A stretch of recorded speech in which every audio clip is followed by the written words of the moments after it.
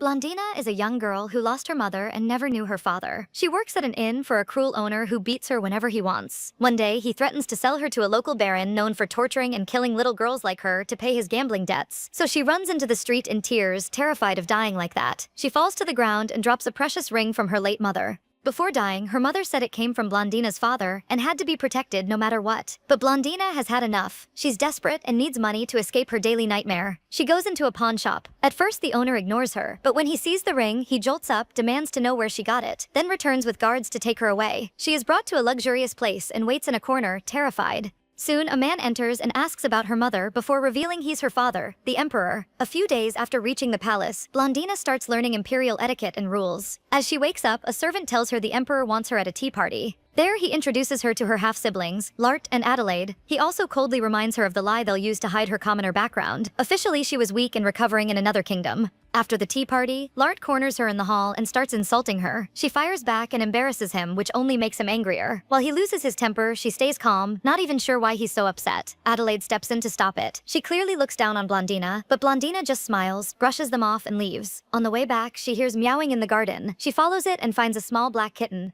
The little beast complains in human language that he's not a cat, but Blondina barely reacts. She sees his injured leg, sets it with a broken branch, then notices two other cats hiding nearby and scolds them for picking on him. They run off and Blondina offers to bring the kitten to the palace. He protests at first, looking down on her, but jumps into her arms when she admits he might be her first real friend there. Since he knows what rejection feels like, he understands. They head to her room, but when a servant appears, Blondina freezes and nearly chokes the cat. He notices how scared she is of servants and releases enough presents to make the man bow with his head to the floor. Blondina is shocked. Then the cat jumps down and transforms into a cute dark-skinned human boy. Blondina is amazed while the servant recognizes him as the Black Leopard, the cruelest of them all. Since Blondina is uneasy with the servant there, the boy ends it quickly by asking what he wants. He delivers the royal bracelet the emperor sent her and leaves. The boy turns back to Blondina, annoyed that she has no idea how great he is. He becomes a cat again, so she can carry him to her room. Once there, he reveals his name. By the time she finishes treating his leg, night has fallen, so he stays and sleeps in her bed. He explains that she's unusual, because his kind normally hates humans and sees them as fools and traitors, but Blondina feels different to him. They keep talking, and he warns her not to touch the stone on his forehead. From that day on, Ammon keeps finding excuses to visit her. Elsewhere, the emperor is desperate to find someone with blonde hair, golden eyes, and the power to control the divine leopards, not his daughter, who is blonde but has gray eyes.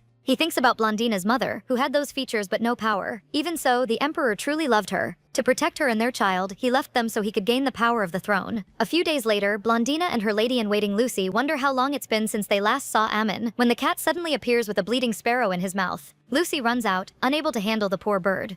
Blondina tries to explain to Ammon that people only think sparrows are cute when they're alive. Ammon stares at the bird and orders it to get up, or else it really will be dead. The sparrow suddenly revives and explains he was only playing dead because of Ammon's sharp teeth. Blondina asks how he can talk, and the sparrow says Ammon shared some of his power. Since he has no name, she decides to call him Mikado, which makes him overjoyed. Ammon wants to watch an archery contest to study human weapons, but he needs to stay hidden. Blondina tries to put a beanie on him to cover the transformation stone on his head. He could go in human form. At the contest, the emperor arrives with Larte and Adelaide, leaving Blondina aside and announces the hunt. After a while, Ammon gets bored, so Blondina suggests they look at the trees instead. She's examining one when an arrow suddenly flies past her ear. As she shakes in fear and Ammon burns with rage, Lart shows up still nagging. Ammon snaps and jumps on him, transforms, and pins the prince to the ground. As Lart begs for mercy, Ammon keeps pressing on his chest and throat, threatening to kill him. Blondina steps in and admits Lart deserves punishment, but death is too much. Ammon gives Lart one last warning, then asks Blondina if they can return to the palace together. Later, Lart complains to Adelaide, but she doesn't side with him. She says what he did was reckless and could have hurt their reputation, but promises she'll get revenge herself. Adelaide then goes to the emperor's office, acting upset that the imperial family isn't as strong as it should be, because the divine leopards roam freely. The emperor studies his daughter, thinks of her as a possible heir, and tells her about the legend of the golden-eyed blonde people descended from Barahan, heir to the first god, and the only ones who can defeat those creatures. He urges her to find them and bring them to the palace, so she can become the next empress. In Blondina's room, Ammon plays with yarn while Majito plays around him. The cat jokes that he might eat Blondina or Lucy for not treating him properly. Blondina objects, saying she probably wouldn't taste good since she ate trashy food as a kid. Ammon asks what happened and whether it connects to her fear of big scarred men. She won't talk about it yet. Later, Blondina gets ready for a party held by the emperor. When she enters the ballroom without Ammon, rumors start right away. People mock her dress and the fact that she has no friends. The Emperor speaks with Larta and Adelaide and tells them to include their sister instead of leaving her alone, even though none of them wants that. They obey, but when they join their friends, the younger two switch to a language Blondina supposedly doesn't understand, just to mock her. Adelaide then looks down at her sister and invites her into the conversation. Blondina answers that even if she had things to brag about, she hates that kind of behavior and would rather get some fresh air. As Adelaide wonders how Blondina understood them, Philip, a young Marquess, starts taking interest in her. The princess sits on a bench, thinking she doesn't need to know every word to guess what people mean. She pulls out a piece of pie and loudly says how good it is. Out of nowhere, Ammon appears and steals it. She hugs him, much happier with him than the other people there. The next day, Blondina is learning chess with Lucy when Marquess Philip is announced. She's wary, not sure why he came. He brings gifts, tea, flowers, and a brooch. He explains his family gives one to every princess in the empire, so Adelaide received one too. He also invites her to his birthday party, but Ammon hates all of this and happily tries to break the gifts while biting Philip's leg. Ammon is furious. He smashes the flower pot and demands to know why this human is acting like that. Since Blondina can't read Philip's mind, she guesses at reasons but ends up with nothing.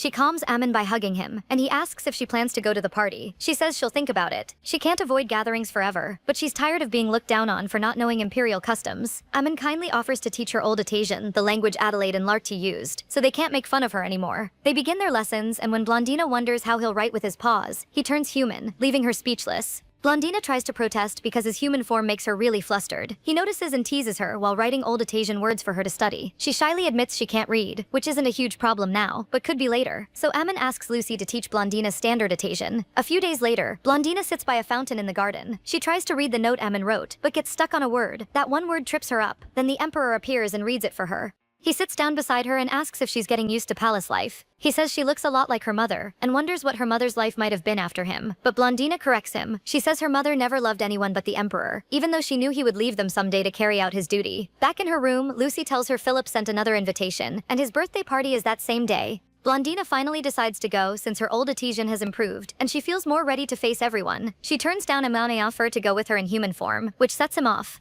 Blondina tries to calm him down, saying it has nothing to do with him being a beast. He settles down, and she distracts him with a ball of yarn. When she gets to the party, she greets Philip, who is with Adelaide and Larty. They quickly notice the brooch on her neck, the same one Adelaide is wearing. The younger princess gets mad, and an Old Atasian tells Philip never to invite her again if Blondina will be there. She throws insults at Blondina, and Larty backs her up, but this time their sister answers in the same language and humiliates her. Larty is shocked she can speak it, and Blondina reminds him she's an imperial princess too. Adelaide storms out of the party with Larty following behind. Sadly for her, one wheel on her carriage is broken, so she has to wait while it's replaced. She takes it out on a confused Larty, who is only trying to comfort her.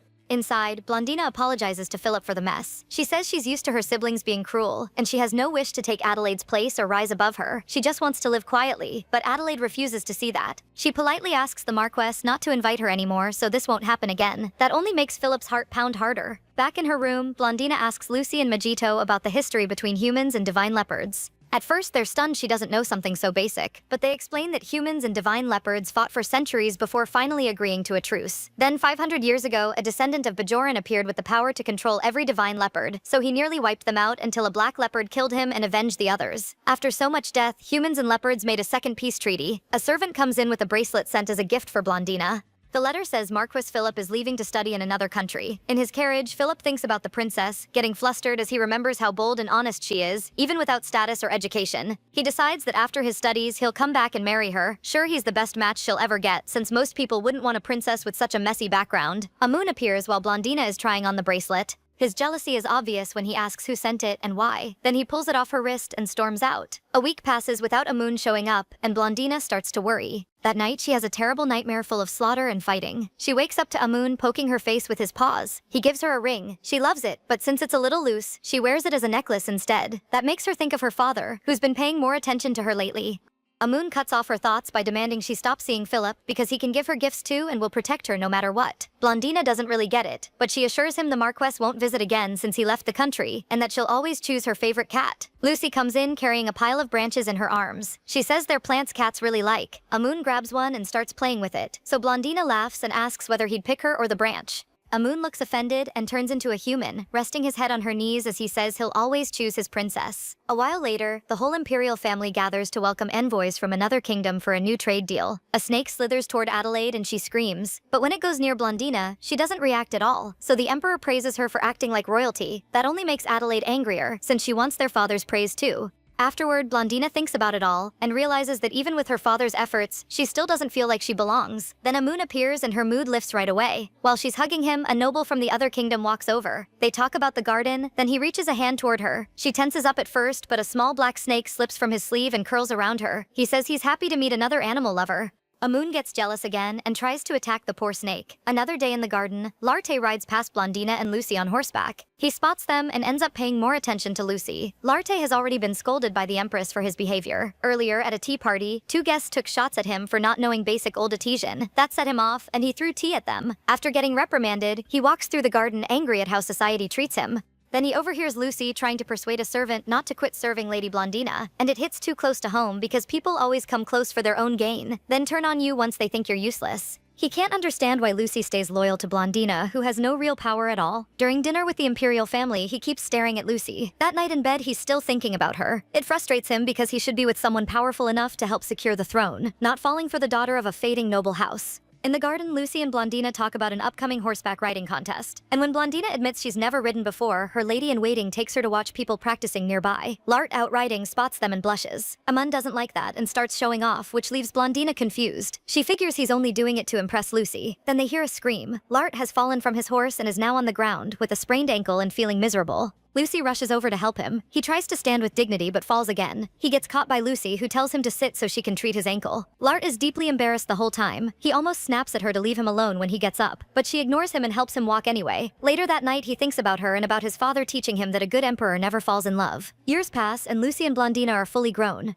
Amun, though, still looks like an adorable cat, so Blondina wonders if he ever grows up. But when she tries to play with him, he runs off after Megiddo. She realizes he hasn't let her touch him much lately, almost like he likes someone else now. Early the next morning, before sunrise, Lucy comes in to wake Blondina. Up close, she notices someone lying beside her. When the man turns toward her, she recognizes the gemstone on his forehead. It's Amun in human form, fully grown and stunning. A few days later, he's lying in the grass in cat form, when the great elder Aisha of the Divine Leopard clan joins him to talk about his coming-of-age ritual, and who he wants as his observer. As the firstborn of the former clan head, he says he wants both the human emperor and Blondina. One reason is that he likes her. The other is to remind humans who really holds the power. Aisha also brings up the ceremonial duel to choose the new leader, and tells him not to kill his opponent like the last Black Leopard would have. Amun looks almost offended by that. A few days later at the palace, the Emperor and Empress discuss the leopard's invitation. She says she's glad her own children won't be attending, earning a deadly glare from her husband since Blondina is his child too. Blondina enters, hears about the invitation, and agrees to attend the ceremony despite the danger before leaving. Elsewhere in the palace, Adelaide learns about the invitation, and of course she takes it badly. Even now, she still believes Blondina is trying to outshine her. She orders a servant to watch Blondina closely and report anything suspicious so she can set a trap.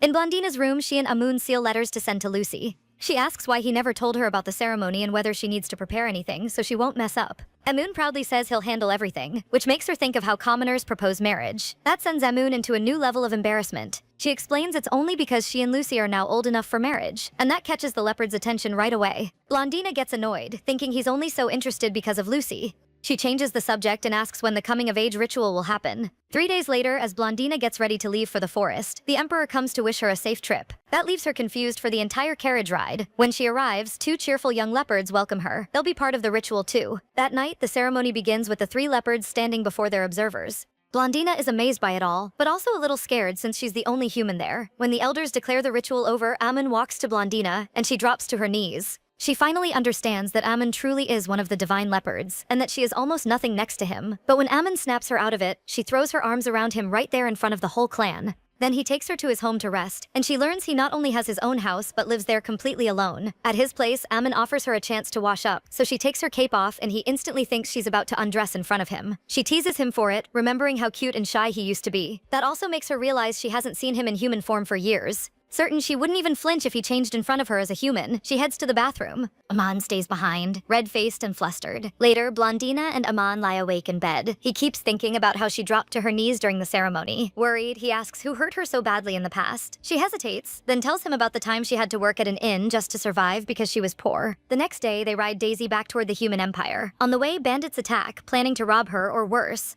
Aman tells Blondina to get off the horse, Daisy, and sends the horse charging at the men. They all slam into the ground, hurt. One man tries to stand, and the princess notices his gold eyes, just like her mother's. They ride on toward Blondina's hometown, and the closer they get, the more nervous she becomes. The cat notices and hugs her to calm her down. He's with her, so she won't face this alone. Soon they run into a young man she knew before. He doesn't recognize her but kindly guides her to the inn. When they arrive, she walks in, tense and uneasy. The innkeeper and his wife don't recognize her either. They are even warm to her, offering their best room. But on the stairs, the woman turns to speak and suddenly realizes this is the little girl who once worked there. The mood flips at once and the innkeeper starts guessing what kind of life she's had since leaving, treating her with open contempt. When he tries to grab her hand, she pulls away and slaps him across the face. He lifts his fist at her, but she stops him with the threat of serious consequences. Her imperial presence rattles him, and she forces an apology before making him show her to her room. Once the door closes, she drops to the floor. Amon praises her and quietly thinks about killing the innkeeper. While staying there, Blondina keeps the couple busy serving her. One night during dinner, she tells them she has a gift to repay all they did for her as a child. Then she shows the deed to the inn. She owns it now. She orders them to pack and be gone by morning. The man begs her to show mercy, saying they have nowhere to go. Those words bring back her own past. She had nowhere to go either, and they use that against her. Even remembering that, she refuses to spare them. That night, the innkeeper creeps toward Blondina's room with a knife, ready to torture and kill, not knowing someone far crueler is waiting for him in the dark. Amon looks at him from the shadows and smiles, making the man shake in fear. The next morning, Amon wakes Blondina for breakfast. She quickly gets ready and they head to the common room where they find the innkeeper badly hurt from an attack in the night. The wife drops to her knees, begging Blondina not to throw them out after this, then calls her ungrateful when she refuses. Blondina doesn't let that slide. She reminds the woman how horribly they treated her before and says they should be thankful she isn't taking revenge. If she were, they would both already be dead. Then she leaves with Amon, glad she can finally put that part of her life behind her. Later, back at the Imperial Palace, Lard eagerly asks his sister about the ritual and how big the divine beasts really are. When he wonders why she was invited instead of him, the heir, she makes him see how dangerous both she and her bloodline really are. The Emperor arrives, studies her face and asks if she was treated well in the forest. She says yes. He can only think of how much she's starting to look like her mother, and pats her head. Adelaide watches from a distance, burning with jealousy over the attention Blondina gets from their father. She admits she was the one who hired the Bergens to attack Blondina in the forest, and is annoyed they failed. It has now been a few weeks since Amon left for the final fight to decide the next leader of the divine beasts. Before he left, he told Blondina he would be gone for a month, and seemed not worried at all about the result, but she keeps worrying because she doesn't want him hurt. The next day, she asks Lucy to go with her to the forest of the divine beasts to gather mushrooms and eat raspberries. Lart happens to pass by and offers to come with them. In the forest, the girls crouch down to look at the mushrooms. As Blondina explains a few types, Lart acts unimpressed and uses the chance to insult her commoner roots, only to be shocked when Lucy stands up for Blondina. When they get up to leave, Blondina says he can come only if he apologizes. To her surprise, he gives a sincere apology, showing how much he cares about Lucy if he's willing to change for her. After walking for a while, Lart starts to feel uneasy, and even Blondina, who had been confident, senses something is wrong and suggests they head back. But they've already gotten lost, and when Lart senses danger, he draws his sword and pulls both girls close to protect them. The siblings start arguing over whose fault this is. Lart for letting them wander into the forest, and Blondina for suggesting the trip at all. Still, seeing how hard he tries to protect her, Blondina feels for the first time that he really is her brother. Then a wild bear bursts from the bushes, and Blondina orders Lart and Lucy to run left while she leads it away.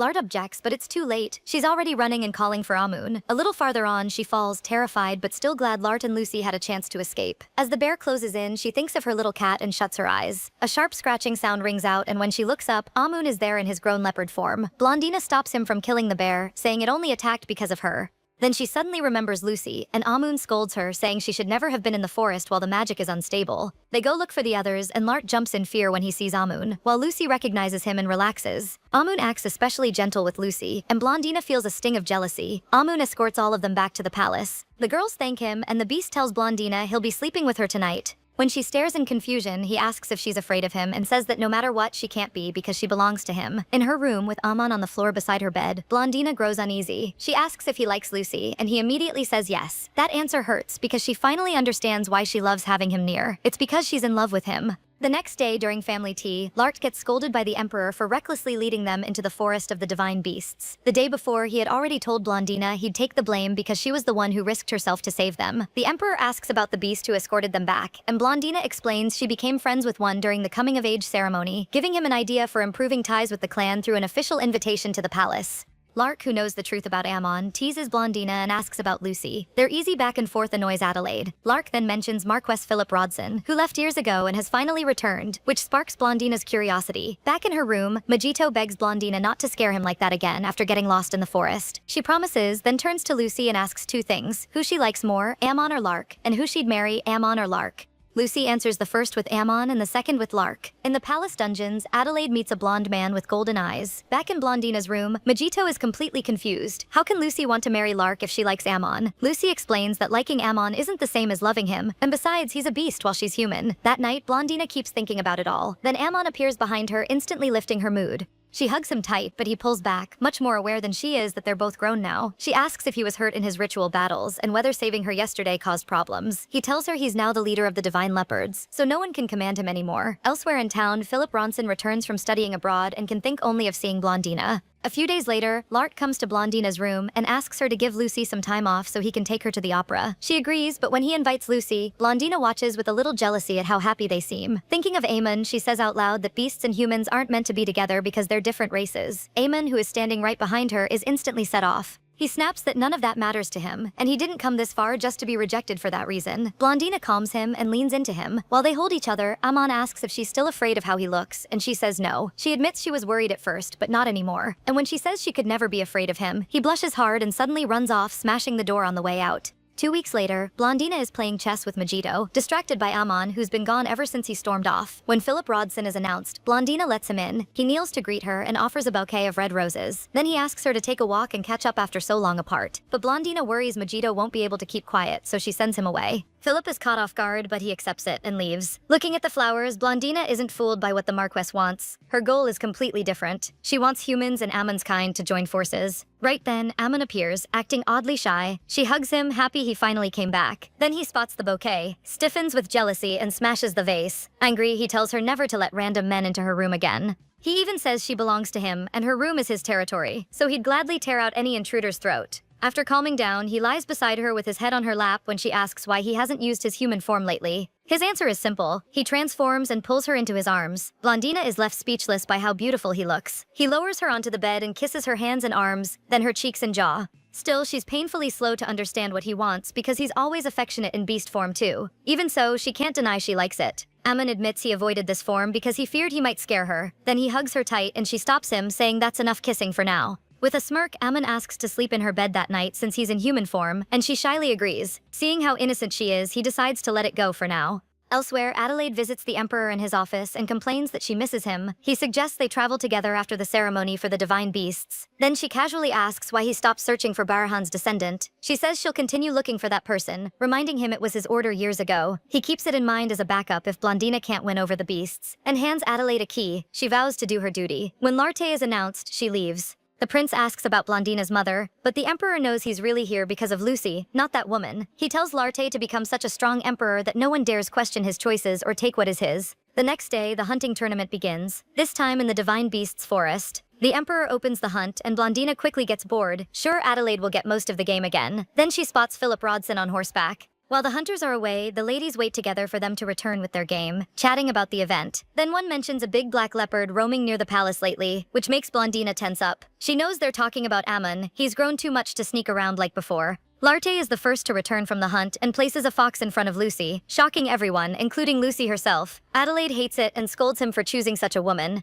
It isn't the gift itself that bothers her, but that he picked Lucy, who is close to Blondina. Larte barely pays attention and goes back to the hunt, more determined than ever to grow stronger. Other women, including Adelaide, get game too. Some gifts are large, some tiny. Just as Blondina expected, no one comes to her, no one except one man, Philip Rodson, who presents her with a bear. The emperor is about to name Philip the winner of the tournament, when Ammon appears in beast form. He walks straight to Blondina, ignoring everyone else. Resting his head on her lap, he says he is the game she caught. He's waited for this ever since she once said no one would offer her game at the tournament. Everyone is stunned, but the emperor proudly declares Blondina the winner. As the crowd cheers for her, Philip is humiliated and his anger turns on the beast. Then Adelaide walks up and mocks him about marrying her. After the tournament, Ammon and Blondina are openly affectionate in the forest. Seeing them, Larte asks Lucy if they're together. She's not sure, but she thinks so too. Larte remembers what happened with his sister and her beast, and realizes this relationship might help his path to the throne. Elsewhere, Adelaide's hatred for Blondina hasn't faded at all, and she's clearly putting together a plan to destroy both her sister and her beast. A few days later, Blondina chats with Lucy and Majito in her room about the coming family trip. She asks the sparrow if he's seen Ammon lately, and he says Ammon might be at the springs. She heads into the forest to find him, but runs into Shanti, one of the leopards Ammon fought after the coming-of-age ceremony. Shanti came because he smelled Ammon on her. Blondina asks where Ammon is, and Shanti warns that meeting him now is dangerous because he's out of control.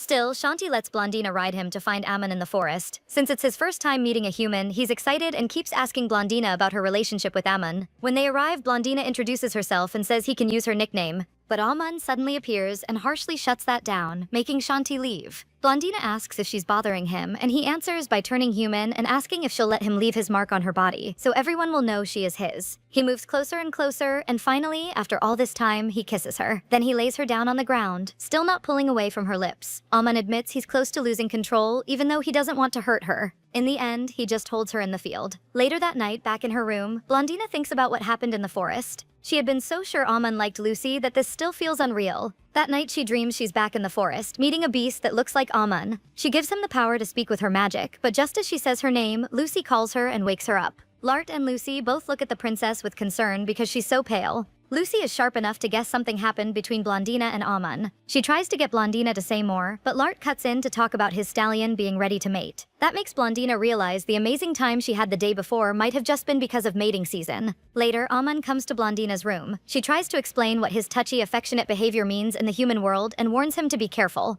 But he already knows and says if he wants to avoid a bad reputation, then he should only kiss her, which suits him just fine. That answer clearly makes him happy. She laughs and they keep teasing each other. Elsewhere in the palace, Adelaide still burns over the tournament. She meets with Philip Rodson and asks how his search is going for the temple. Legend says the Holy Spear and the Golden Key can open the God's Quarter, and the harp in the temple will react to the true descendant. Adelaide says she's already found several blonde, golden-eyed people, and only the temple is missing to complete the prophecy. She'll keep searching until she finds the right person. Meanwhile, Ammon the leopard talks with Majito the sparrow about human marriage. Really, Ammon wants to know what he has to do to marry Blondina so he can finally share her bed. Majito offers to ask Blondina for him, which nearly gets him eaten. Then Ammon goes to Shanti for advice. Shanti starts explaining how he courted Hala, including the gifts he gave her and her mother, but Ammon leaves halfway through without a word. He heads to the palace in human form and asks a servant where to find the emperor. She is stunned by him, but still points him to the building where the foreign delegation is gathered. Once there, a servant who doesn't recognize him leads him to the waiting area for delegates meeting the emperor. One delegate introduces himself, and Ammon casually does the same. The man tries to crush Ammon's hand in a show of power and ends up with a broken one instead. Elsewhere in the building, the man's scream reaches Larte, who is meeting delegates with his father. He recognizes Ammon and warns the emperor that the divine beast's leader is waiting among ordinary humans. They go down to greet him, leaving the others shocked that a divine beast is among them. Soon, the three men sit alone in a private room when Ammon finally asks what he can offer to satisfy the emperor. Caught off guard, the emperor says he wants peace and stability with the divine beasts. Since none of them knows how to make that happen, Larte suggests an idea. The prince says royal marriages have brought stability before, so this could work again. His father hesitates at first, but Ammon quickly accepts, as long as Blondina chooses him freely without pressure, which means they must keep it secret from her. Later, Ammon finds Blondina to spend some time with her. They talk about the coronation happening the next day, when Ammon will officially become leader of the divine beasts. He says he doesn't care much about the ceremony, only that the title means he can do what he wants. Elsewhere in the palace, Adelaide meets Philip, who brings very good news. It turns out the temple is close to the imperial palace, inside the western forest, near divine beast territory, which is why no one searched there before. Philip raises the chance that Barahan's descendant could betray them and offers a solution. The next day, people in town talk about the coronation and rumors spread. People gossip about the new leader of the divine leopards. Black, impressive, scary, every word gets thrown around. Then the parade begins, with the imperial family leading the procession, riding through the cheers of the crowd. The ceremony then moves to the palace garden, where everyone bows and Ammon snaps the emperor's swords as proof of their promise. No attacks and peace between humans and beasts. After it ends, Blondina jumps on Ammon to congratulate him, and Majito does too. While they're being close as usual, rumors start spreading that the prince and the beast are getting closer and closer, and that the great Black Panther recently visited the emperor. That idea excites people, since it could mean seeing more beasts in the future. Adelaide overhears this and is furious, because to her, humans should never bow to beasts. She decides to do something about this nonsense. Lart cuts in, saying Blondina and Ammon look cute together. He also warns Adelaide that her behavior is too obvious, and whatever she's planning, she better not mess with his own plan to marry Blondina to Ammon. Adelaide is stunned. She can't accept a human princess marrying a mere animal. She storms off and finds Philip. The Marquis greets her with a huge smile and amazing news. He found the temple in the western forest.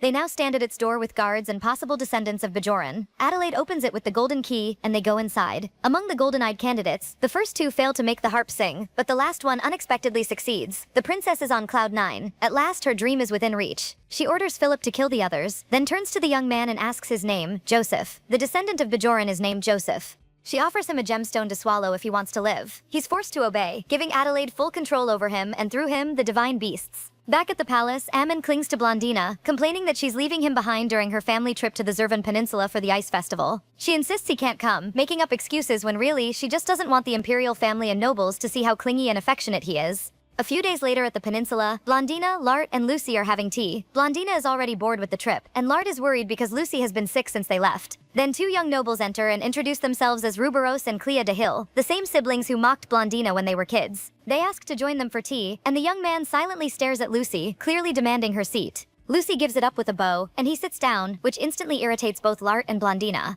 Just as Blondina is ready to tear into Roberos, Lart stands and politely offers his own seat to the lady-in-waiting, then cuts the young man down with sarcasm, saying he must be terribly weak if he needs to steal a lady's seat. Meanwhile, in the Divine Beasts forest at Shanti and Hala's home, the two leopards wonder why their leader has spent days hanging around and ruining every private moment. When Shanti suggests he go see his human princess, Ammon immediately uses his authority to order them to find out where she is. Back at the Peninsula Resort, the Dayhill siblings argue over Clea's chance to charm the prince. Roberos is sure she can do it, but Clea has doubts after seeing him with Lucy. Seeing her lose hope, he comes up with a plan to tear Lucy down, so Clea can stand out. The two then approach Blondina in the glass house, with Lucy reluctantly brought along. Ruberos asks if the princess would attend an exhibition their family will hold after the trip. He boasts that his family loves supporting artists, then asks Lucy whether her family does the same. Of course, he already knows the Harif family can't afford that. Clea piles on by asking if Lucy even knows what kind of art the prince might like, naming a few artists. The siblings keep mocking her family's fall and her lack of status until Blondina can't hold back any longer. Coldly, she asks if they've lost their minds. She calmly, with a deadly stare, asks how they dare insult her and her own humble background. Ruberos realizes they've gone too far and tries to explain, but the princess shuts it down. They may not have aimed their words at her, but they still insulted the emperor's first daughter. The siblings bow, full of apologies, but Blondina grabs Lucy's hand and walks out, done with their rudeness. In the hallway, Lucy is close to tears.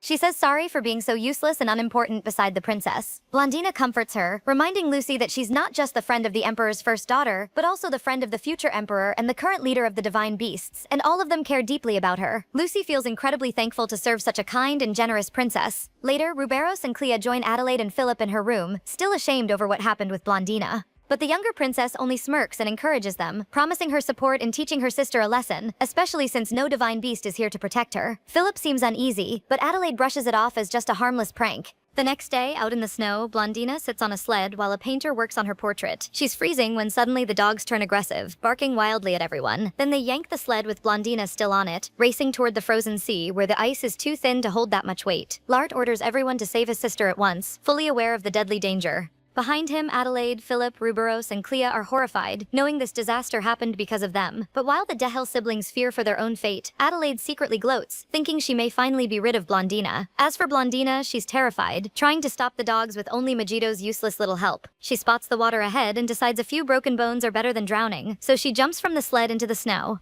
Megito asks if she's okay, but when she tries to stand, she realizes she didn't land on snow at all. She's on thin ice, the ice cracks, and she plunges into the freezing water. She sinks. She reaches for anything, but there's nothing to hold on to. Megito dives in to help, but what can a tiny sparrow do for a human? She sinks deeper and deeper. She loses the ring Amon gave her. She thinks of him in their childhood. Then she sees him in front of her, his face full of fear. Back at the resort, Lart paces around, trying to believe Blondina is still alive somewhere, even though no one can find her. He orders a sled prepared for him, and Adelaide appears, then coldly admits she is the one behind Blondina's possible death. She expects him to give in like always, but for the first time in their lives, Lart pushes back and condemns everything about the way Adelaide thinks and acts. He makes it clear he will go find Blondina whether Adelaide likes it or not, leaving her stunned. In a rage, she smashes a vase and cuts herself. In her mind, Blondina stole everything from her. Then Philip comes in and calms her, reminding her that only she deserves the throne. That seems to settle her, and she says that once the stone's power has stabilized, they will move ahead with their plan to control the beasts. Meanwhile, the emperor is sick with worry. He dismisses the servant after hearing Blondina still hasn't been found. Then he thinks of Lily, Blondina's mother, and the year they spent together 20 years ago. He met her while searching for the descendant of Bajoran. Even though she had blonde hair and golden eyes, she had no power at all. Yet he still fell in love with her bright, joyful spirit. He was there when Blondina was born. For 1 year, he was truly happy, living like a commoner with the woman he loved.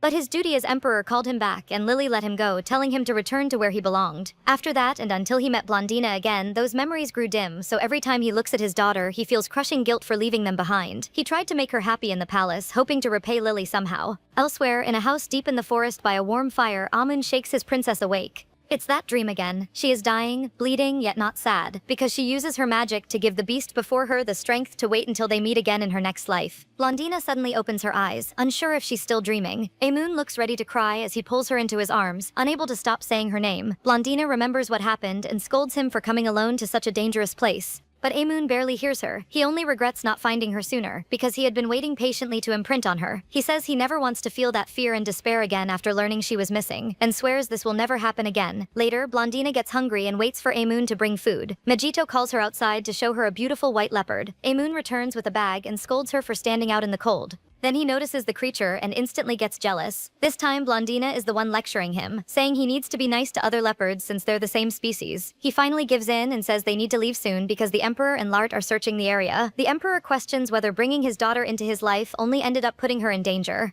Then someone shouts Blondina's name as she appears riding Amun in his beast form.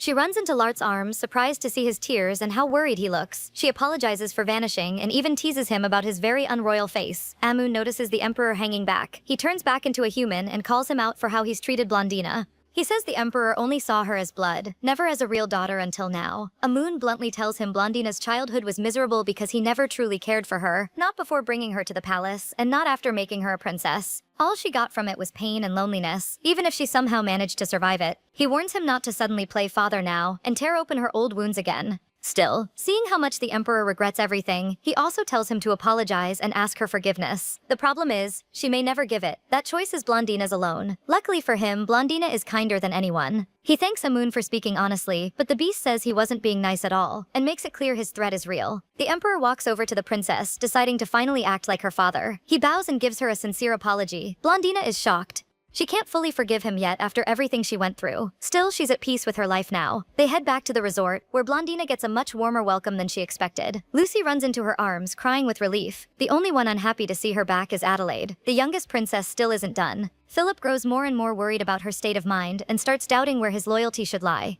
A guard reports that he recalled the soldiers who had been secretly searching for Blondina. He lets out a relieved sigh as his plan stays on track. Back in Blondina's room, she and Lucy finally relax. After seeing how scared Lucy was and how many people were hurt just thinking she might be dead, the princess decides she won't just let this go. Philip tells Adelaide that every trace linking them to the incident is gone, so unless the Dayhill siblings talk, they're safe. Adelaide, with a wild look in her eyes, says she needs to kill them all. That leaves Philip wondering if she means the Dayhills or Blondina. A servant enters and tells Adelaide that Blondina is on her way to see the noble siblings. She gets earrings as a reward and shoots Philip a crazed grin. Amun returns Blondina's ring, saying he found it in the ocean. He asks where she's going and whether he can come too. Since she's going to threaten people, she doesn't want him there, so she uses her usual excuse that he's too big and will scare them. Amun doesn't accept that and turns into his tiny cat form. She picks him up and leaves with the servant watching. Blondina reaches the Dayhill's apartment and sits beside them. She has no proof they were behind the attack, but she's sure of it. When she asks if they hate her, Amun shifts back into a huge leopard and rests his head on her lap, making her power clear. She guesses what their reasons might have been, and of course Ruberos denies everything, until he slips and reveals he did it on someone's orders. Blondina quickly realizes Adelaide is the real mastermind. Amun, nearly losing control, slams Ruberos to the floor and holds him there with just enough force to terrify him. He then turns human and threatens him directly. Once he's made his point, he leaves with Blondina. The servant outside heard it all. She reports everything to Adelaide, who grows furious. Philip tells her it'd be easier to kill the Dayhills herself than go after her sister now that Blondina has the divine beasts involved and the whole imperial family watching her. It would also ruin his own plans, though he keeps that part to himself. Adelaide agrees and tells him to do it. As she leaves Blondina's room, Lucy says Amun is meeting with the Emperor and Larte. Blondina immediately suspects they're discussing the Dayhills' confession and Adelaide's part in it. As she thinks back on the Emperor's apology and how much lighter she feels now, Philip knocks on her door and asks for a moment. He apologizes for coming so late and offers her a very costly tea that's said to calm the nerves. She lets him stay a little, and he uses the chance to repeat his offer, join the Rodson family for her safety. Though she's offended, she politely refuses again, telling him to worry about stopping Adelaide instead of uselessly trying to court her. Then he turns threatening and brings up her bond with the divine beasts, warning that someone specific can control them and saying she just threw away her last chance to stay safe. After he leaves, she can't stop thinking about the strange talk. The man standing there wasn't the Philip she once knew, and she wonders why he's so obsessed with the beasts. As she clears her mind, she swears to become strong enough to protect her people. The next day, the whole imperial court returns to the capital. Lucy rides beside Blondina, miserable from motion sickness. At a rest stop, Lart asks how she's doing and fusses over her enough to make his feelings obvious. Blondina then notices the Dihil siblings being led away from the stop and into the woods. Cleo worries about what will happen, and Ruberos tries to reassure her that Adelaide promised to help them. Even so, he's scared too and unsure if he should trust her or fear her. The knight leading them answers that when more men appear and surround the two nobles, it's now clear they're being executed on the spot. Ruberos draws his sword, but he can't save himself or his sister.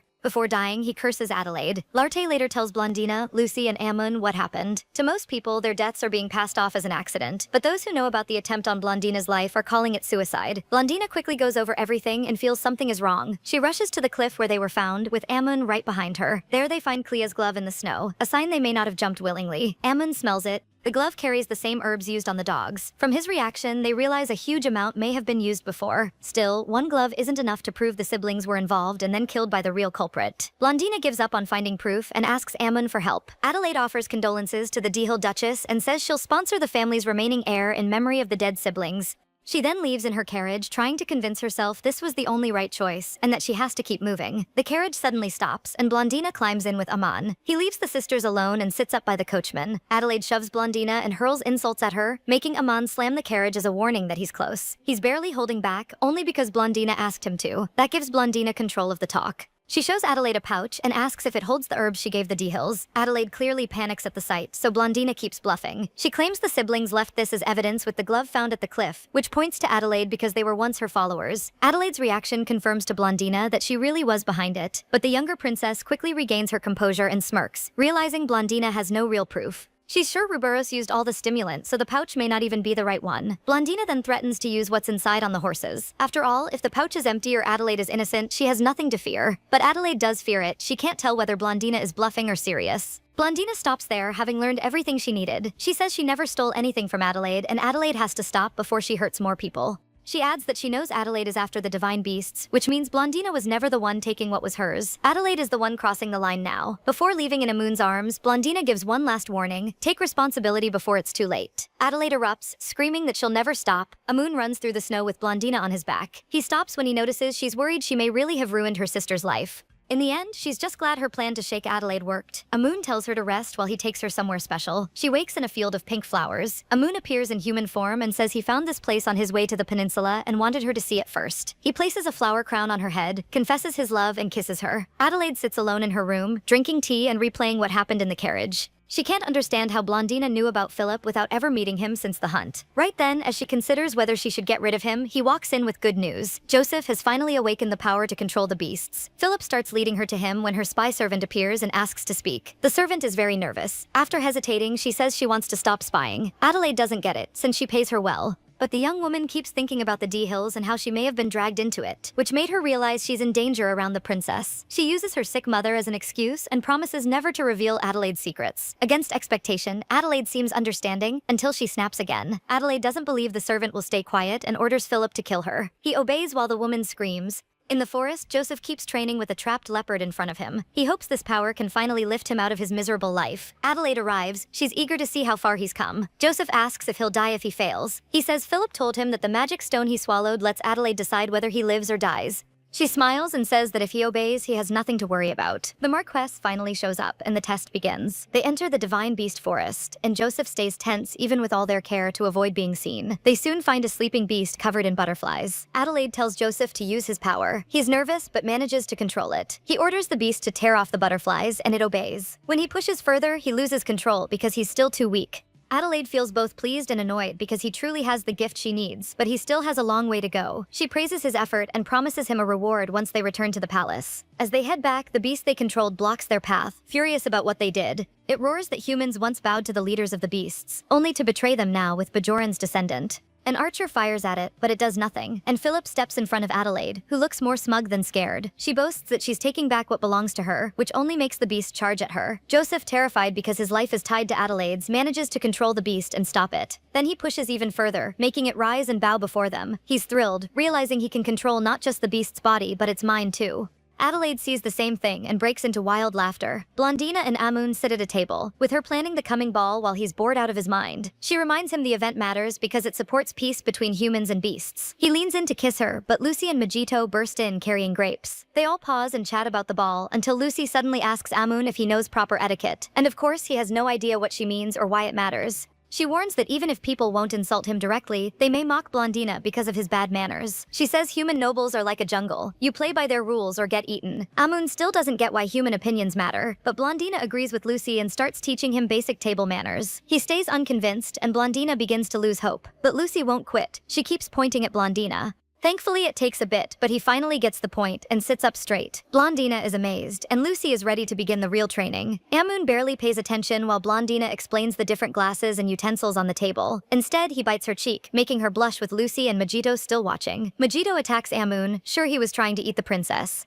Lucy carries the bird away, leaving Blondina and Amun alone for a moment, and he instantly pulls her into a hug. When Lucy returns, Amun and Blondina are both miserable. She because he refuses to learn, and he because he just wants to marry her already. So the ladies switch topics and begin dance lessons, with Lucy leading. As they practice, even though they act bored with each other, Blondina still feels a little jealous of how close they are. Someone beside her is just as jealous. Larto, who showed up moments earlier. He jumps in and offers to teach Amun himself. The two take it very seriously, and the ladies have a great time watching them. That night, Amun asks Blondina to praise his new skills, and she gladly does. He takes her hand and pulls her close, nearly wrapping her in his arms. Then Amun holds Blondina and dances with her, showing off everything Larto taught him earlier.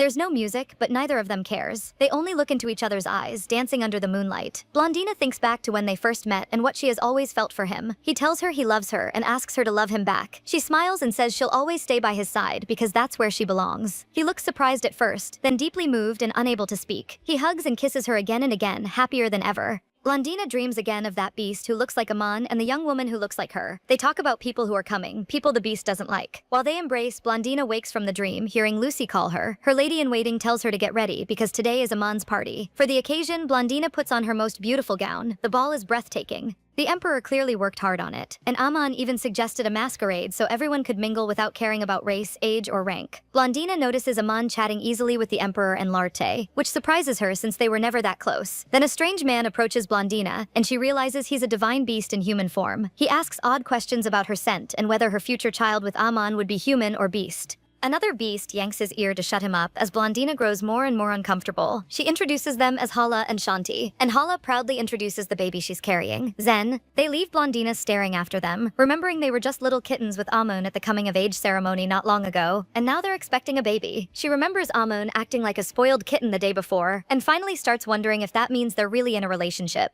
The emperor stops the party to toast the new bond between humans and beasts, celebrating a better future for both sides. Afterward, Adelaide goes to him and congratulates him for getting the beasts under control. Her father quickly cuts her off for the way she says it. He tells her he once thought like she did, but he chose peace instead. He adds that Blondina helped create this new relationship, so protecting it is her role, and Adelaide needs to decide what her own role will be. Adelaide then joins Philip to announce a change of plan and orders Joseph to get into place. Meanwhile, Shanti happily eats everything he can find. Hala, though, uses the moment to talk to Amun about beasts that have recently gone missing. She also mentions a strange feeling in the forest. She first blamed her pregnancy, but it still doesn't feel right. Amun agrees. He's gone into the forest every night and found it strangely quiet, with butterflies torn apart everywhere. He trusts Hala's instincts because they've always been right. Then he is distracted by humans talking badly about beasts. Amun lets Shanti put on a show to shut them up and remind everyone of beast power. He goes serious in an instant and grabs one human by the throat, threatens him, then throws him to the floor. But when he turns back to Amun and Hala, something shifts inside him, something both Hala and Blondina can feel. He changes into his beast form and charges at the emperor.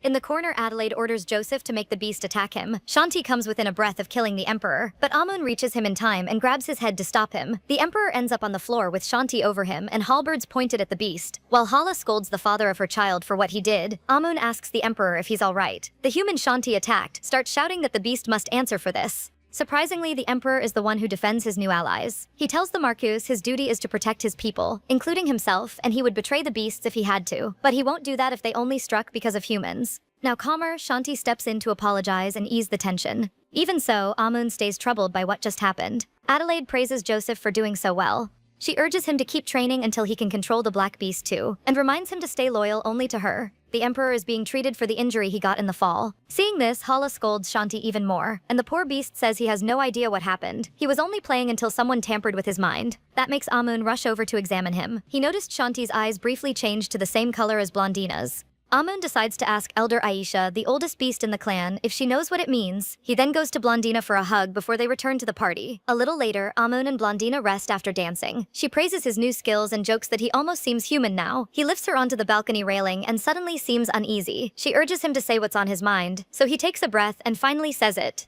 Even with all the lessons from Larte and the Emperor, he says he's always been direct with her, and then asks, "Will you marry me?" She stares at him in shock, then laughs at how clueless she'd been, and says yes. Larte coughs awkwardly. He apologizes for interrupting and says the Emperor is waiting to make an important announcement. To Blondina's surprise, Amun agrees to go instead of complaining about the interruption. Back inside, everyone has removed their masks. The Emperor publicly congratulates his daughter for her engagement and wishes her happiness. Amun then suggests a toast, and the Emperor follows, so everyone lifts a glass to the engaged couple. Blondina is confused by the whole thing, especially by how calm Amun is. She plays along and asks if he knew about this ahead of time. He grins and says he planned it with the Emperor and Larte. When she asks what he would have done if she'd said no, he says he already knew she'd agree because they had already confessed their feelings. That is when she realizes he was serious the whole time. Elder Aisha comes over to congratulate them. Just as she starts to say more about Amun, he cuts in and says he'll visit her soon to talk. She thanks Blondina for working so hard for peace, then leaves. Blondina then notices her sister behind her wearing a sly smirk, which immediately makes her uneasy. Later that night, Amun comes to Blondina's room, clearly in the mood. After that night, Blondina ends up stuck in bed for a full day, feeling sick from the impregnation. Once she feels better, Amun keeps hovering around her in worry, so she suggests they go out for some fresh air. He first thinks of the garden, but she has something else in mind. Soon, they're walking through the city market. Amun is still worried, but Blondina is having fun under her cape. She finds some collars for dogs and cats. She tells the merchant she has a black cat she'd love to buy one for, but he's so picky that she hesitates. When she finally chooses one, Amun steps in and buys two.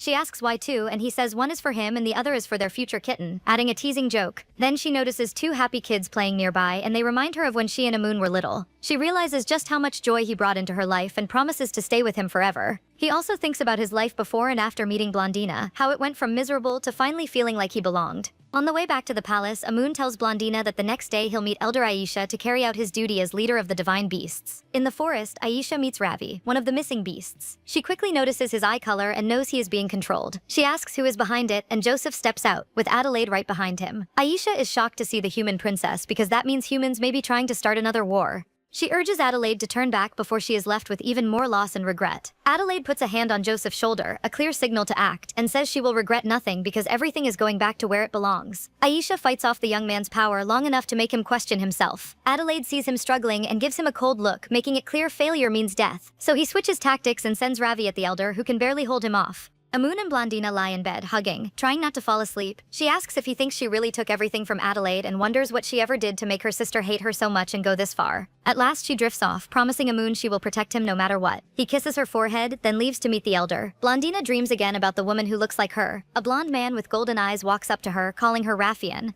His name is Barahan, and the two of them are gods who brought peace to humans. But war has started again, so she gives him her sword filled with her power and tells him to use it to restore peace to the continent. After promising to fight beside humans, he leaves, and then the beast appears. He tells her to let go of her power because she has already made the land beautiful and livable, so now she can finally rest. She asks if he would still love her as a mortal. He takes human form, a perfect match for Amun, and says that no matter what form she takes, she will always be herself, and he will always love her. Raffian smiles, happy. She places a hand on the beast's forehead to give him the rest of her power. Barahan returns, furious that she would give a god's power to a mere beast and become mortal. He asks why she gave him her sword if she was just going to abandon her godly duty. She answers that not only is she tired of being a god, but she also sent him to give humans one last blessing because they have grown enough not to need the gods anymore. But Barahan refuses to give up his rule over humans. He blames the beast for corrupting Raffian and, driven by jealousy, stabs him with the sword. The beast falls and can barely rise. As the god moves to finish him, Raffian uses her last power to stop him and prepares to give him what he wants. The beast then notices Blondina standing there in shock and calls for her help, waking her up. With tears in her eyes and her mind still hazy, she can barely remember the dream, only the look in the beast's eyes when he called to her. She wonders if these dreams come from her worry about Adelaide and decides to speak with her as soon as she can. The next morning, Lart is in her room talking about plans for the next hunting ceremony. But Blondina isn't fooled and asks why he is really there so early, especially when he should be busy and Lucy won't arrive until later. Lart suddenly gets very awkward, remembering how Immune came by his room the night before and ordered him to stay with Blondina while he was away, and never tell her why. He rambles through a weak excuse, and she lets it go, hoping Lucy might distract him so she can go see Adelaide. Still thinking about her sister, Blondina asks Lart what Adelaide was like when they were young. He surprises her by saying they were never as close as she thought, because Adelaide only appeared when the Emperor was around or at public events. Most of the time he was alone. He asks why she wants to know, and Blondina admits she wants to understand why Adelaide hates her this much, especially since Lart was the one who openly bullied her, not Adelaide. Lart then brings up the time he overheard Adelaide and the Emperor talking about finding Barahan's descendant. He says that was when she changed, and even after their father's plans shifted, she never let go of that mission. Blondina pieces that together with everything that happened recently, and suddenly realizes Adelaide may have already found Barahan's descendant. She jumps up and tells Lart to come with her to confront their sister right now. But he stops her, saying he wants to talk to Adelaide first, claiming she may listen to him because they grew up together, when really he feels guilty for not stopping her sooner. Adelaide and Joseph are still in the forest. He says he can now control up to 20 beasts, and Adelaide seems pleased with that. She heads back to the palace, tired, and when he starts to follow, a voice behind him says he is far stronger than he realizes.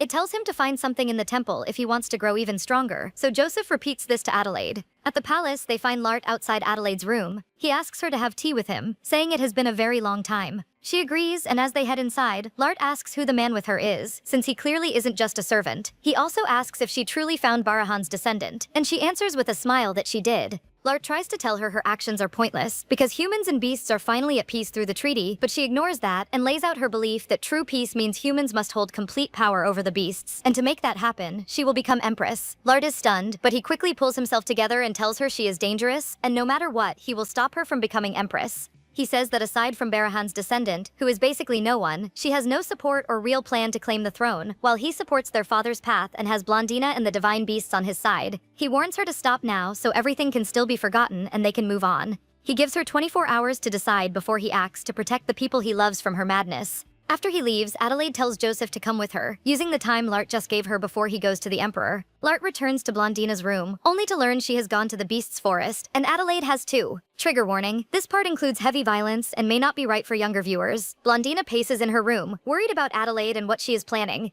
Meijito suddenly flies through the window in a panic, crying that the beasts are trapped in a pit and need help. The princess rushes to the forest, guided by the little sparrow. There they find Aisha trapped, and Blondina, horrified, asks what happened. The elder says Adelaide did this with the help of Barahan's descendant. She warns Blondina that if they keep going down this path, soon even Immune won't be able to stop them, and begs her to get help. She mentions the sword and the original god, then senses people coming and tells Blondina to run and hide. Blondina refuses, not wanting to leave the elder behind. Then Lart grabs her from behind and pulls her behind a tree, out of sight of Adelaide, Joseph, and Philip. They stay hidden and listen as the three talk about their plan, and the sword the voice in Joseph's mind told him to find.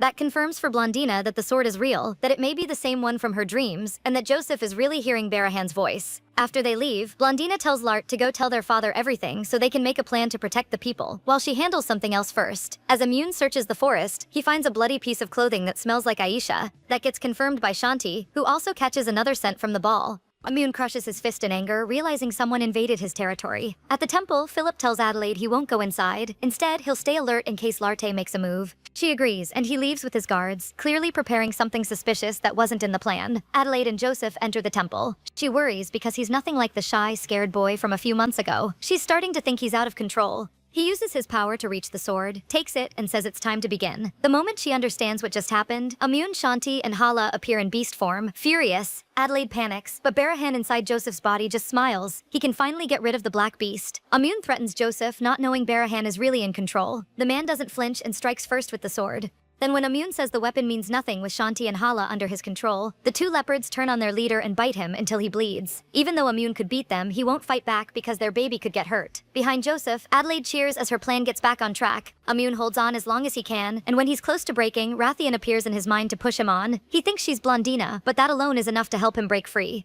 Joseph is stunned that he can't control the black leopard, and Adelaide grabs him, urging him to leave and keep going with the plan by killing anyone in their way. Immune tries to stop them, but Shanti and Hala attack him again. Blondina runs through the forest, calling for Immune. Of course, she can't find him, and instead runs into someone unexpected, Philip. He explains that if she doesn't run, she'll die because Adelaide will have her killed the moment she becomes empress. But she doesn't care. To Blondina, only the safety of her people, human and beast, matters. He admits that's the pride and strength that made him fall for her in the first place, then urges her again to run while she still can. When she refuses again, one of his guards knocks her out and she falls unconscious. At the palace, Larte rushes into the Emperor's office and tells him Adelaide found Barahan's descendant and is heading there with beasts under control. The Emperor nearly collapses from shock, but after Larte calls for help, he takes command, orders an evacuation, and leads the Imperial army himself. While Larte gives orders in the palace, 2 servants bring him a talking sparrow. He recognizes Magetto, who says Philip kidnapped Blondina. Then a huge crash rings out and Amune, murderously furious, demands that he say it again.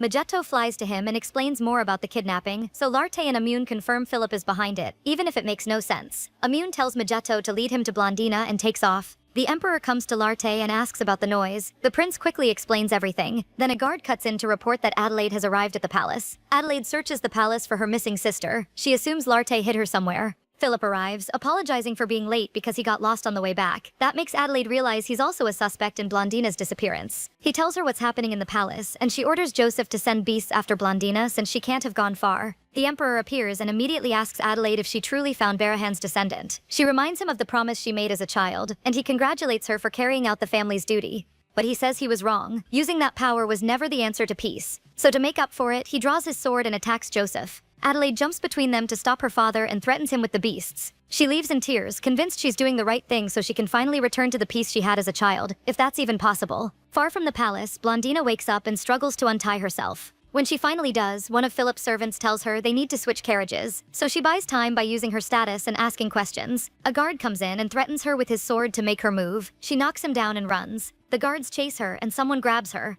As she struggles free, she hears Amune's voice telling her to calm down. Blondina breaks down in his arms, relieved he's safe because she feared Adelaide had hurt him. He realizes his princess isn't injured and turns to question the guard and servant about Philip. Blondina tries to stop him, saying there's no time because Adelaide may already be at the palace, but Amune ignores her and keeps going. At the palace, Adelaide hears Joseph say Blondina is nowhere to be found. Even with fighting raging outside, including her father and brother, all she can think about is that Blondina isn't there. Philip enters her room acting sweet and charming, but she throws the truth in his face. He is the one hiding Blondina. He grins, draws his sword, and walks toward her, saying that even if he supported her plan at first, he changed his mind halfway through. Then, with his blade at her throat, he says he'd rather take the crown himself than live as her consort. To do that, he gave her a fake magic stone to swallow. Philip reveals he ate the real one, then warns Joseph that if he attacks and kills him, Joseph will die too. He tells Adelaide these are her final moments and that he'll let her spend them with the family she loves before shoving her out the window behind him. Lart hears Joseph call out and looks up to see his sister falling. As she falls, Adelaide suddenly realizes that she would be better off dead and accepts her fate.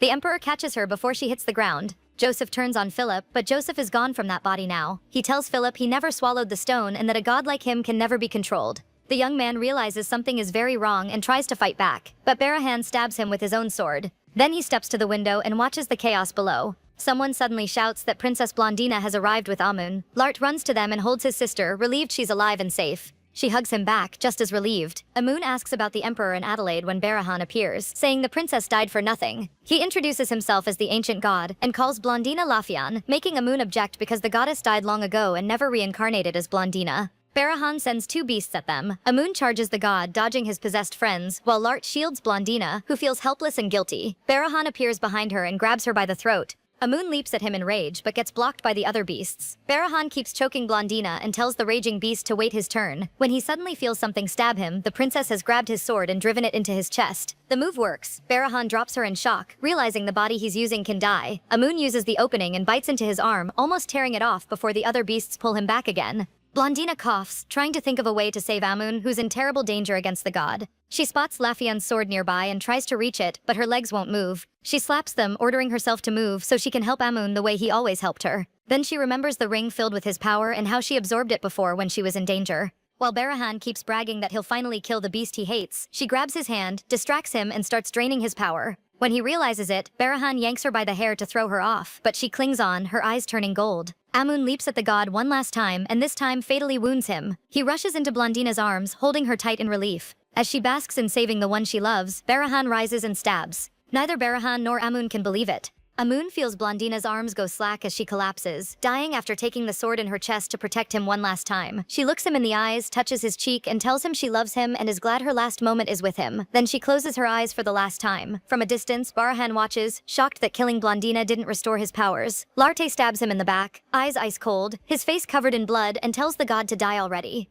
Larte runs to Amun to ask about Blondina. When he sees him frozen, crying and holding his sister's bloody body, he understands at once. Even through the shock, he notices Lafian's sword is still glowing. He picks it up and tries to snap Amun out of it, saying that if Blondina really is tied to the original god, maybe the sword can bring her back. Amun takes it, and Lafian suddenly appears, shining and smiling, happy to see her favorite kitty again. She confirms that even though Blondina carries her power, they are not the same person, and Amun is not the beast she once loved. Still, she gives him the last of her power, and tells him to hurry to the springs to find what he's seeking and finally be happy. Amun runs through the forest like he never ran before, carrying Blondina in his arms, begging her to hold on just a little longer. When he arrives at the springs, he lays her in the water and tells her the story about this place, the tradition, and how it impacts him because of Raffian and her beast's love. He presses his forehead to hers and promises he'll save her with the power she gave him, then says one last thing, "I love you." At the springs, Raffian talks with her kitty cat about how humans believe in fate. The beast hates that idea, but the goddess loves it and promises that no matter how many times she reincarnates, she will always find him and love him. Blondina wakes from the dream. She bolts upright, shocked to find herself alive in the springs, not dying. She wonders what happened. Then she hears a growl behind her and sees Amun coming closer. She apologizes first, but quickly realizes something is off. He's acting strangely aggressive. Amun growls again, then suddenly runs off. Back at the palace, sometime after the battle, Shanti and Larte make a pact to keep peace between their people. The beasts will protect humans, and humans will stop hunting Barahan's descendants. That agreement eases the tension, and life slowly returns to normal. Adelaide survives the fall because of her father. For everything she did, she is left with a badly injured leg and sent into exile. Before she leaves, the Emperor comes to say goodbye. She asks why he saved her at all when she's the one responsible for everything. He says he couldn't let her die because she's still his daughter, and he's truly sorry for pushing her down the wrong path and driving his children apart. She leaves wishing him happiness and asking him to forget her, calling herself a huge disappointment. When she reaches her place of exile, a blonde, golden-eyed boy greets her. She asks his name. It's Louis, and she gives him a gentle smile. A few months later, the Empire prepares for Lart's coronation as the new emperor, while Majito takes his guard duties around a pregnant Blondina very seriously. The coronation goes smoothly. Lart walks toward his father looking every bit like an emperor. The former emperor places the crown on his son's head, and everyone cheers for the new ruler of the AT's empire. In the crowd, Blondina smiles for her brother, but there's still an emptiness in her. Nothing has felt the same since she lost Amun. After he ran away, she followed him and found out to her horror that he had forgotten everything, even her. Since then, she has lived at his forest home, hoping he'd return. That's also where she learned she was pregnant and told Lart and Lucy, who were overjoyed. After the coronation, she returns home and spots a moon outside. She runs after him and tries to speak to him, but he growls and runs off again. He keeps wondering who this girl is and why he can't stop thinking about her since meeting her at the springs. Most of all, he wonders why his heart hurts whenever she comes to mind. Since he can't make sense of those feelings, he decides to stay away from her from now on. And of course, that plan fails. He keeps peeking at her again and again, day after day, thinking she might know why he can't stay away. One day, she's having a picnic outside her house when she spots him. He finally decides to try getting closer, still wary but too curious about why she looks at him with so much love. Larte and Lucy show up and ask why she's sitting there like that, and she points out Amun hiding in the bushes. She takes the basket they brought and sends them back to the palace, saying Amun is here to protect her now. They leave reluctantly, reminding her she'll always have a place with them and they'll come back soon. Amun creeps closer and looks into the basket, wondering how she stays strong on food like this. She uses that chance to pet him, catching him off guard. He blushes, then storms off anyway, while she calls after him that she'll keep waiting. The next morning, Blondina steps out of her house and finds a dead boar at her door. She quickly realizes Amun brought it for her, and he comes over asking to be pet again like before. She happily does. A little later, the doctor comes to check Blondina's pregnancy, and is met by a very possessive Amun. After the doctor leaves, she explains he came to prepare her for their big day. He looks confused, having no idea what she means, so she tells him about the baby and that he's the father. His lack of reaction makes Majito furious, and he jumps in to attack and insult him. That night, Blondina goes to the springs with Amun following behind. She sits down and asks him to stay beside her. She admits this place has always felt strange because of all that happened there. Then she says she's about to be selfish and use Raffian's power to restore his memory, and rests her forehead against his, just like he did when he revived her. He returns to his human form, tears in his eyes. She looks at him afraid it failed, but he asks if he even deserves to stay by her side after failing her so badly that she died. She smiles and hugs him, saying she's okay now, and it's all because of him. Later, they lie in bed. She shares the latest news, but he's barely listening, completely focused on their child. She says she waited for him to return before naming the baby. He starts apologizing again, but she cuts him off and thanks him for coming back to her. At the palace, Amun has to face Lucy's anger. Even if Blondina forgave him, her former lady-in-waiting and future sister-in-law has not. The strongest beast alive has never been this scared of anyone, and Larte isn't much calmer, worried about his future wife too. Larte suddenly drags Amun away, leaving Lucy and Blondina alone to talk about their dream wedding since both are engaged. After Blondina admits she'd love a small, simple wedding, she sees Lucy rush to Larte like she's confirming something. Larte then pulls Amun over to the former emperor, who's clearly in on the same scheme, which only annoys Amun more. A few days later, Amun comes home late to an upset princess. He admits he's been going to the palace so often to get ready for their wedding. She is stunned at first, but then becomes truly happy that he still wants to marry her. 3 days later, she gets ready with Lucy. Blondina thanks her friend for staying by her side since childhood and for planning such a lovely wedding. Then Blondina finds Amun in the garden.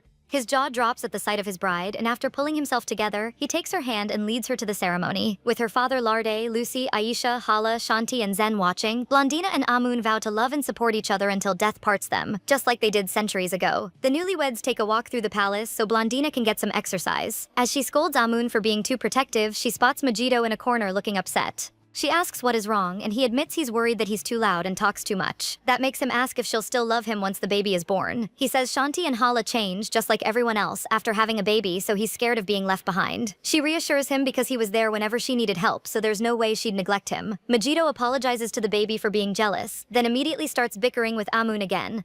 Later that night, Blondina feels bad for not paying Megiddo enough attention. Amun tells her she's the most caring person he's ever met, and she shouldn't be sad or the baby will feel it too. She smiles and says, judging by the kicks, they'll meet their child very soon. Amun worries. His own mother died giving birth to him because of his powers, and he's afraid his princess may be too fragile to deliver a divine beast like him. She comforts him, showing her magic and reminding him she's not fully human anymore, so she's confident and she has no plan to leave his side anyway. When the day finally comes, Amun cries in beast form and scratches at the delivery room door, where both he and Megiddo were kicked out by an annoyed Lucy. After what feels like forever, they hear shouting inside, so Amun bursts into the room in panic. Lucy hushes him. Blondina is in bed alive, just exhausted. She smiles and tells her husband to check on the babies. Babies! He rushes to the cradle and instantly falls for the two tiny human boys inside. A few months later, Anish and Talai play with their dad, then start fighting with Megiddo while their parents talk about them having powers despite looking human, just like Blondina. As the scuffle gets worse, their parents move to break it up, but instead see a full beast transformation, leaving everyone stunned.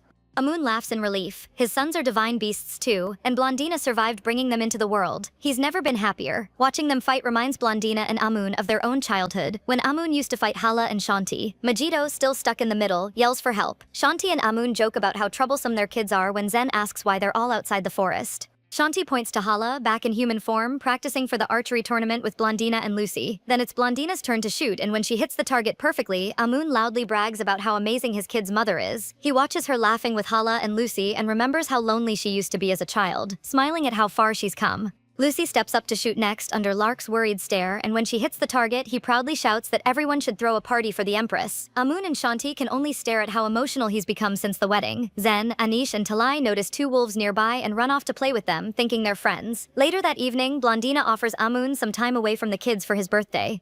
They start wondering who can watch the kids while they're gone. Then Amun says he has someone in mind. It's Maharan, a strong human Amun trusts with their wild sons. Even though she doesn't know him, Blondina agrees and trusts Amun's choice. A few days later, the two of them leave on their trip. When they arrive, they take a walk through the garden. Blondina is amazed by how beautiful it is. Then she spots a flower growing near a cliff. Amun puts his coat on her shoulders and tells her to stay there while he gets it. Left alone, Blondina keeps taking in the view when a stranger approaches. He introduces himself as Ronan Kingsford, from the Earldom of Kingsford. He asks why a lady like her has no guards nearby, since walking alone could be risky. Blondina calmly says guards would be useless for her. Then Amun appears behind her and coldly asks who this man is. Blondina tries to introduce them, but she's cut off when Ronan assumes Amun is just her guard in disguise. He even offers to show them around and lead them to their lodging, which sets Amun off. Amun hands Blondina the flower she wanted and grabs the young earl by the collar. Blondina rushes over and orders her husband to let him go. Then one of Ronan's servants arrives and gets mad at them for laying hands on his master. But Ronan stands up and apologizes for the misunderstanding. Still convinced Amun is only a guard. That is the last straw. So Amun snaps that Blondina isn't just some lady, she's married, and she's married to him, not a random guard. Ronan immediately apologizes, and Blondina quickly introduces them properly. She's the imperial princess, and Amun is the leader of the divine beasts. Realizing how badly he messed up, Ronan nearly faints.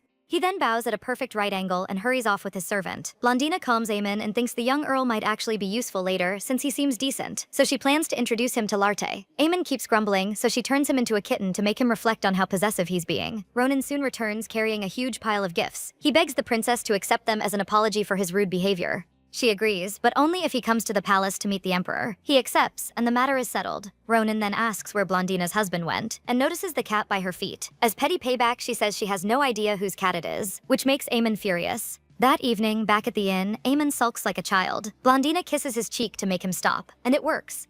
He says that no matter how many times she turns him into a kitten, he still can't control his jealousy because he hates other men even looking at her. She smiles and says she doesn't care what form he's in as long as they stay together. Meanwhile, back at their mansion, Maharan is having a hard time with the two little monsters. They stay in beast form and have endless energy. He finally gets them down for a nap, but Megiddo barges in loudly, waking the twins right back up. Now they're ready to play with the sparrow again. Later, Blondina and Eamon are back home. Blondina wakes up to Eamon in kitten form, which he's been using more and more lately. They hear the children roughhousing on a branch with Mojito, but leave them alone since the twins ask not to be interrupted. Then the branch snaps and Talai drops into the pond. Eamon instantly turns into a leopard and dives in before the boy can drown. Blondina scolds the kids for being reckless, but they just move on and go look for food. Eamon crawls over to Blondina, soaked and miserable, hoping she'll fuss over him too. She hugs him, he leans in to kiss her, but the boys come running back, yelling that they found cookies and want to share them with their mom. Blondina leaves Eamon's arms and happily goes to them, leaving him behind on the verge of tears. A few years later, the twins are older and ask their grandfather to play with them. Blondina corrects them, saying they should call the former emperor Your Majesty. They ask why, and she can't really explain it. Eamon runs after the boys. The old man watches them with a smile, seeing the family he once wished for. Decades earlier, when the former emperor was still a prince, his guards brought him someone they thought might be Baharum's descendant, Lily, Blondina's mother. She isn't impressed by the prince, since she has no idea who he is, and she scolds him like a kid.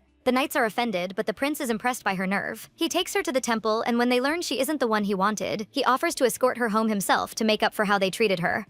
They return to the village and keep searching for Baharum's descendant. When they finally start to give up, a knight comes running in, shouting that he found someone. That person leads them into the forest and sets a trap to kill the prince, apparently after being threatened by one of the prince's brothers. He barely escapes, badly wounded. He passes out, and Lily finds him bleeding in the grass. He wakes in a bed wrapped in bandages, with Lily beside him. She says she brought him home and treated his wounds in secret. The young prince offers to repay her, and she accepts, which makes him fall for her. When he's finally well enough to walk, they meet outside and he asks what she wants in return. She can't think of anything yet, so she brings him to the market to look around. There she spots a beautiful red rose and asks for that as payment. He thinks one rose is too little and offers a whole bouquet instead, but she asks for one rose at a time until it becomes a bouquet. He agrees to replace each one whenever it withers. 6 months later, Lily is pregnant. While they walk together, the prince spots an assassin hiding behind a tree. He notices the danger at once. He calls her name and pulls her into his arms, unsure if the assassin realized he was seen. Lily doesn't notice anything. A few days later, she begs him to let her go outside. To keep her safe, he's been stopping her from leaving the house. He claims it's because of the cold, but she points out she didn't feel cold when she got the mail, which makes her remember a letter that came for him earlier. He recognizes the seal and turns pale as he reads it. He has 6 months to find Baharum's descendant, or his brother will take the throne. He hugs Lily, believing their child might be the one he's been searching for, so he can return to the palace with the woman he loves and their child. But when he first sees his daughter, his disappointment is crushing. She clearly isn't the person he needed to find. That night, he gets up to meet someone outside. Lily overhears enough to confirm what she feared. This man isn't an ordinary noble, and he has to leave to fulfill his duty. Holding her baby, she cries a little. She always knew, but it still hurts. Then she pulls herself together and puts her usual face back on. At least she will still have her daughter, even if her prince ends up alone. One day, young Lucy Hariv met Princess Blondina. Because Blondina was always kind to her, Lucy decided to serve her as best she could. But no matter how hard she tried, she couldn't stop the nobles from bullying her mistress, especially her siblings, Larte and Adelaide. Blondina was sly, but the prince was much more blunt, and his behavior often made Lucy cry. One day near the stalls, she overheard Larte talking to a horse, asking why no one was ever on his side, not Adelaide, not his mother, not the nobles, not even the servants. That was when she realized how lonely he was, and why he kept trying to get close to Blondina in such an awkward way. Maybe that's also why she ran to help him when he fell from his horse. After that, she kept running into him more and more, until one day when they were older, he asked her to the opera. She refused at first because of their difference in rank, but he wouldn't give up. He kept showering her with gifts and asking to spend time together, without caring what people might say. In the end, she let herself love him, and now they're about to marry, with him as emperor and her as the future empress. At a party when they were kids, Adelaide and Lart were happily talking with the Dehill's children, when Clea suddenly asked Adelaide why she betrayed them. Adelaide becomes trapped in her own mind, with the Dehills, Lart and Bella all staring down at her, pushing her toward her death. She jolts awake and finds Louis worried beside her. Later that day, she's sitting alone at her table, so she asks the boy to join her for dessert because she doesn't want to be alone. She asks if he has family, since he reminds her a lot of Joseph. Louis says he only has his mother and younger brother because his father died a year ago, so he had to work to support them. She asks if being away from them upsets him, and he admits he was sad and lonely at first, even jealous of his little brother. But everyone at the mansion has treated him well, giving him a room and warm meals, so now he feels thankful. He adds that his family might feel jealous too, but they never say it, so they understand each other. This hits Adelaide hard and reminds her how little she once understood her own family. Louis listens and gently tells her it's not too late. Later, she asks for paper and a pen to write Lart a letter. At the Divine Beast mansion, Blondina wakes everyone up for a party. She struggles with the kids, but talking about food and their friend Zen gets them moving fast. She also carries Amon, who stubbornly refuses to take any form except a kitten. They arrive and meet Shanti, Hala, and Zen. The three kids run straight to the food while the two beasts wonder why their leader is lying on Blondina's shoulder as a kitten. Hala offers to watch the children so Amon and Blondina can finally get some time alone, but as they start to leave, Larte and Lucy stop them. The Emperor thanks his sister for introducing him to Ronan Kingsford since it helped lighten his workload. Then a servant comes in to tell the Imperial couple a delegation has arrived and they need to go greet them.